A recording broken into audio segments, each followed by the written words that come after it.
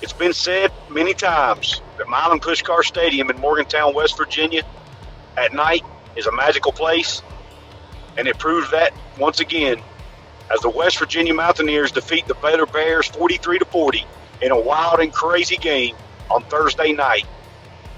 So pull up a chair, sit back, relax, and let me give you my post-game breakdown of this come-from-behind win for the Mountaineers.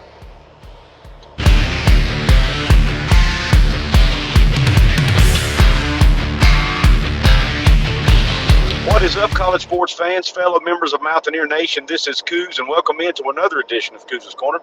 So pull that chair up and let me serve you up another shot of top-shelf college football content. If you like West Virginia Mountaineers or Big 12 college football content, this is the channel for you. Please subscribe if you haven't yet. Please like the video. Please share it with your friends and drop a comment below. Let me know what you think about this victory for the Mountaineers, 43-40 over Baylor. Obviously, as you can see, I'm not in my normal studio setting. I'm in a car on my way back from the game, actually. But here I am, and I don't recommend you doing this. Don't try this at home. I'm driving, making a video at the same time. Hey, I'm hands-free. All right. So here's my thoughts on the game. Number one, there were some negatives. So I am going to mention the negatives to start and get that out of the way. Then I'm going to focus on the positives because I don't want to be a negative Nancy. Number one, negative. Obviously, the coverage on the back end continued. The linebackers and especially the DBs continued to struggle in pass coverage. Left a lot of guys open in the middle of the field. Let Baylor basically have their way in the passing game a lot, and especially in the first half. Blake shaped and carved up our defense in the first half and into the second half until he unfortunately went down with an injury, and I wish him well.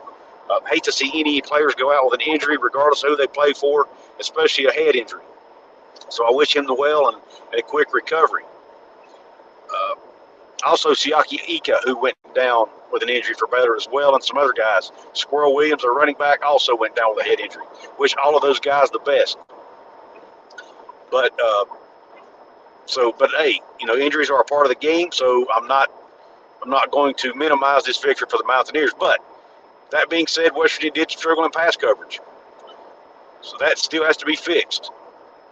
Another negative, more untimely penalties. Once again, West Virginia had the ball, 3rd and goal on the 1-yard line.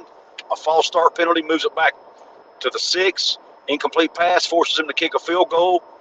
Potentially cost us 4 points there because we got the field goal instead of a potential touchdown and extra point. Which, at the end of the game made it that would have been needed at the end of the game. May have prevented us from having to kick that game-ending field goal. Obviously, the interception late in the game by JT Daniels, which was really ugly. Not sure why he threw that ball. But, one thing I've not heard a lot of people talk about, and fans inside the stadium were talking about, why in the world West Virginia was up at that point in the game. With 3 minutes to go, Baylor had no timeouts left to my best of my recollection. Why were we running a pass play in that situation in the first place? I just don't get that. Why were we not running the ball and killing the clock, man? That didn't make a lot of sense to me. So I had an issue with the play call there, and then there again, why did Daniels throw the ball there? He shouldn't have thrown it. Basically right to a Baylor defender. And one thing Daniels has struggled with this year, and I'm not sure if there's any Georgia or USC fans watching this, has JT Daniels always struggled when rolling out to his right? Because this year it's been a struggle for him. He either makes a bad pass or a bad decision in those moments, it seems like, when he's rolling to his right. You can tell he's not comfortable in that situation. So, look, I'm not bashing JT Daniels as a player. He's obviously a really good quarterback, but that is one area he seems to struggle in. I'd like to hear from Georgia and USC fans on that. Another negative, allowed Baylor to go 3-and-3 on 4th downs. To keep their offense on the field too long. That's something that needs to be fixed. But credit to Baylor for, number one, the courage to call those plays on 4th down and for getting it. Another negative I want, and this is not really on the team as much as it is the fans. We only had about 45,000 fans show up for this game, which was disappointing in a 60,000 person stadium. And as a fan base who is known for supporting our team and for being passionate and for always showing up, we did not do that. I understand We're frustrated with the coaching staff. I understand we were 2-3. I understand it was a Thursday night game. But for crying out loud, 45,000 is not a good number. We need to do better than that, Mountaineer Nation. Also, fans, that false start penalty on third and goal at the 1, some of that might be blamed on us as the fan base, because the fans on 3rd and 1, when we're on offense, the fans are supposed to be quiet so that the players on the field can hear the quarterback making his calls. But we as a fan base decided, for whatever reason, 3rd and goal at the 1 to stand up and be loud. You don't do that. We need to be quiet. JT Daniels was trying to quieten the crowd, and who knows, the crowd noise may have prevented the offensive lineman from hearing his signals, and they may have jumped because of it. So we need to do a better job of learning when to be loud and when not to be loud, Mountaineer Nation. You're supposed to be loud on defense, not on offense. It's okay to cheer between plays, but you need to be quiet when the quarterback's coming up to the line of scrimmage to make his calls. That's a time to be quiet, not to cheer and get loud. So, look, I'm not trying to be arrogant like I know everything, but I mean, that's something we need to be cognizant of going into the future games. With that being said, let's move on to the positives. Offensively, first of all, 500 yards of offense. Great night offensively. Was able to make some big plays, especially in the running game. Tony Mathis, absolute superstar. Overall, 217 yards rushing as a team. Tony Mathis had 163 of those by himself on 22 carries for an average of 7.4 yards per carry. Also had 2 touchdowns. Great night for Tony Mathis. Was really doing a great job hitting the hole, going downhill. Was not hesitating like he has in the past some. Was making people miss, which he's always had the ability to do. And was really doing a good job getting to the second level and, like I said, making people miss. Just running hard, running strong. Just an all-around great performance by Tony Mathis. Felt like it may be his best performance ever as a Mountaineer. Matter of fact, I don't even know if it's arguable that it's his best performance as a Mountaineer so far. And Justin Johnson also had some nice runs too. Don't want to leave him out. The wide receivers caught they caught the ball. I don't recall any drops taking place in this game. They caught the ball, especially when they needed to. When they needed to make a play, they made them, especially Kaden Prather. Kaden Prather, great night. His best night as a Mountaineer. Caught 8 balls for 109 yards, average of 13.6 yards per reception, and a touchdown. Big night for him. I tell you what, Kaden Prather might be stepping up and becoming our number 1 guy. And his defenses are probably starting to hone in more and focus a little bit more on Bryce Ford-Wheaton because of what he did early in the season. Well, Kaden Prather stepping up and making plays, and they may not be able to do that anymore. And if we get to the point where they're not bracketing anybody and we get more one-on-ones on the outside, it might open it up for both of these guys to start making a lot more plays. So I'm excited about that going forward and what our wide receivers are doing. JT Daniels had a good night, a solid night, not a great night numbers-wise. Obviously, he did have the one bad decision on the interception, but overall, he was 24 out of 37, 283 yards, a touchdown, did have the 1 pick, QBR of 81.5, so a really good QBR there. And was overall happy with his performance running the offense again. But offensively, I've got to give a shout-out to the offensive line. Look, they have been much maligned the last couple of years. I myself have criticized them at times. Even last night, after the first half, I criticized them a little bit on Golden Blue Dudes live stream. But hats off to the offensive line. They gave up 0 sacks in this game and opened some major holes against this really good Baylor defensive front, who was giving up less than 100 yards on the ground. Was one of the top in the country, if not, and definitely in the Big 12 in rushing defense. And we were able to just slice them up for 217 yards on the ground. And because of our offensive line and the blocking they did, so hats off to them. I'm going to be anxious to see. I haven't had a chance to see the Pro Football Focus grades for them yet, but I'm going to bet that they're high.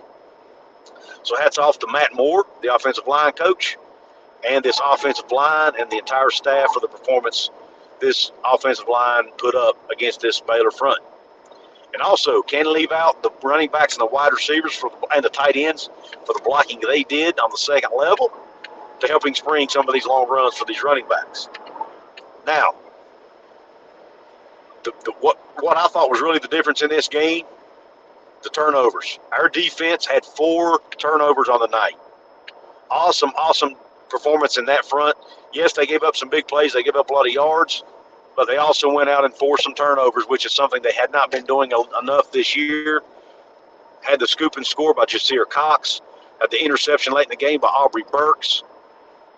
A couple other fumble recoveries there. Just a really, really good night in forcing turnovers on the defense. So hats off to the defense for being ball hawks, for getting to the football, for playing hard. For this team did not give up on Neil Brown. They did not give up on the staff, and they did not give up on each other.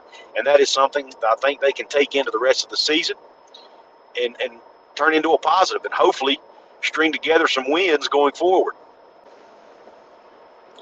Another thing, the defense. Late in the game, we got the ball back on that turnover. We were ahead. It looked promising. I think there was, a minute, 2 minutes to go. I don't remember the exact time.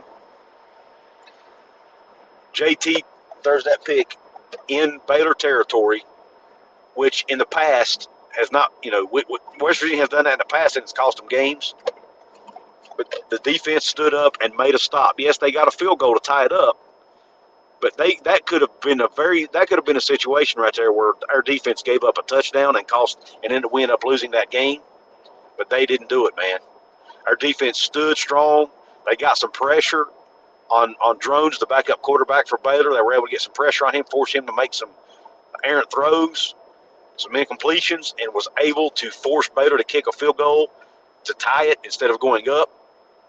And so hats off to the defense, even though they had given up some yards before that and some big drives. When they needed to make a stop at the end, they made a stop. And we've got to give them credit for that. For all the negativity towards the defense, we've got to give them props in this situation. So hats off to the defense. Real quick, I want to tell you guys a funny story. I talked about it last night on the post-game live on the Mark Rogers Voice of College Football channel with the guys from Country Roads webcast and with Mountaineer Paul, but want to share it here with you guys on my channel as well. During the game, second quarter, it's 17-7. We're getting killed. The fans are down. People are getting depressed. I have to go to the restroom. I go to the restroom. While I'm in the restroom, the Jasir Cox scoop and score happens. Okay? Big turning point in the game, right? Well, in the second half, I don't remember what the score was, but in the second half, I go out again to get me some hot chocolate because it was a chilly night. I go out to get me some hot chocolate. While I'm getting hot chocolate, West Virginia scores a touchdown. So the lady beside of me, I'm like, my gosh, I'm going to have to start leaving more often, right? Going to the restroom, going to the concourse area. I'm texting my friend Mountaineer Paul about it. We're laughing. Well, late in the game, it's getting close to the end, and I'm like, you know what? I had a long drive back to my hotel room. I was thinking I might try to get it. If this game turns and doesn't go our way, or if we pull ahead by a couple scores, I may try to get a head start and leave a little early, which I normally don't do. But it was kind of chilly. I had a long drive back. I was tired. So I was thinking, I'm going to go out to the concourse and watch a little bit of the game from the concourse, and then maybe just give me a head start. And even if I stay to the end, I'll at least get a head start on the rest of the crowd, right?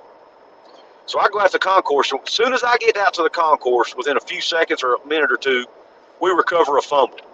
So I'm like, there is no way in this world I am going back into that stadium. So I watched the rest of the game, the last few minutes of the game from the concourse area. I'm usually not a superstitious guy, but man, last night I became superstitious. You can call me Concourse Coos if you want to. I don't care. But I just thought you guys might enjoy that funny story. When I was not in that stadium, good things happened. Now, JT's pick happened while I was in the concourse as well, but that ended up not hurting us, so not that much anyway. So it all worked out. But man alive, maybe I'm bad luck. I don't know. But thought you guys might find that funny. But that being said, I really appreciate you guys tuning into this video. Sorry about if it's poor audio. Like I said, I'm driving back. I'm not going to have time to do a video when I get back home because I've got a lot going on. I'm getting ready to go out of town on vacation, which, by the way, I won't be getting you guys a lot of content out next week because I'm going to try to take some time away and spend time with, it's just going to be the wife and I taking a week away. Going to go see some family in Florida, spend some time on the beach down there, just try to enjoy my week. And so with that, I'm not going to be able to do a lot of videos, but I do have one or two things already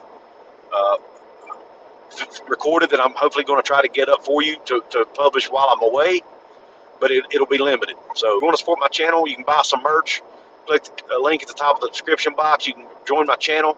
I'm going to be doing my drawing for the mini helmet here very, very soon. Hopefully even before I get out of town this weekend. But with that being said, I really appreciate you guys. Don't forget to like, share, and subscribe. And until the next episode of Couz's Corner, Q Country Roads.